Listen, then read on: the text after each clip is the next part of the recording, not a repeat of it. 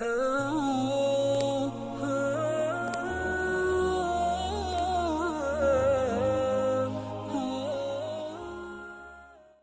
اللہ الرحمن الرحیم۔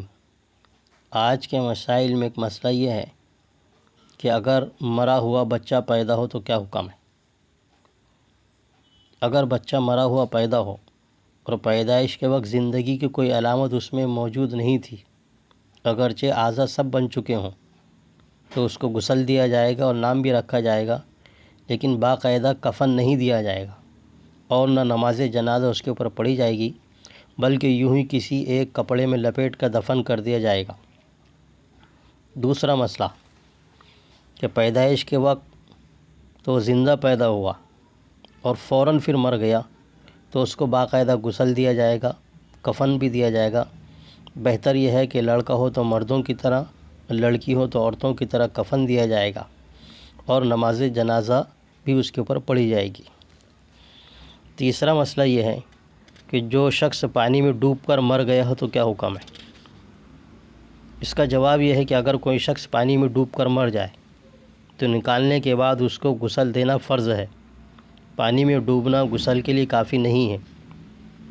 اس کے بعد میت کو باقاعدہ کفن دے کر نماز جنازہ پڑھ کر سنت کے مطابق دفن کرنا چاہیے۔ ایک مسئلہ یہ کہ جو لاش پھول گئی ہو تو کیا حکم ہے۔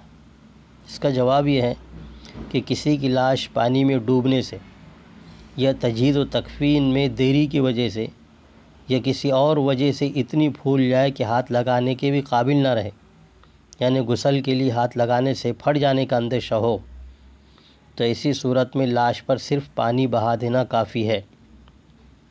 پھر باقاعدہ کفنا کر نماز جنازہ کے بعد دفن کرنا چاہیے۔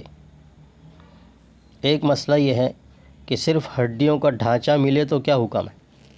اس کا جواب یہ ہے کہ جس لاش کا گوشت وغیرہ سب علیحدہ ہو گیا ہو اور اس کا صرف ہڈیوں کا ڈھانچہ ملا ہو تو اس ڈھانچے کو غسل دینے کی ضرورت نہیں ہے، اس پر نماز جنازہ بھی نہیں پڑھی جائے گی، بلکہ ویسے ہی کسی پاک کپڑے میں لپیٹ کر دفن کر دیا جائے گا۔